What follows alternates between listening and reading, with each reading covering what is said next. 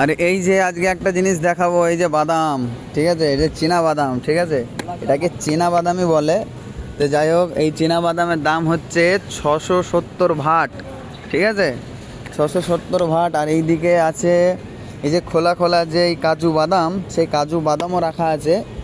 এই কাজু বাদামের দামটাও এখানে দেখাচ্ছে যে 670 ভাট। এই দিকটা বোঝা যাচ্ছে না, ঠিক আছে। এই দুটোর দাম কি একই টাইপের নাকি? হ্যাঁ, হবে হয়তো।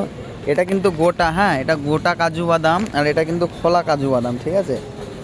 তো এখানে আরও আছে যেরকম মানে বিভিন্ন দামের। এটা এটা একটু ছোটো প্যাকেট, তো ছোটো প্যাকেট বলে এটার দামটা একটু বেশি না কম। এটা 205 ভাট। আর এটা একটুখানি ছোটো প্যাকেট, আর এটা ছোটো প্যাকেট কিন্তু ফ্রেশ। এই তো মানে ওইগুলোর থেকে একটু ভালো। তো এইটার দাম হচ্ছে প্যাকেট প্রতি 270 ভাট। তো যাই হোক, আমাদের দেশে কাজু বাদাম আর এই যে চীনা বাদামের দাম কেমন চলছে আমাকে একটু কমেন্টে জানিও। তো চলো, দেখা হচ্ছে আর একটা নেক্সট ভিডিওতে।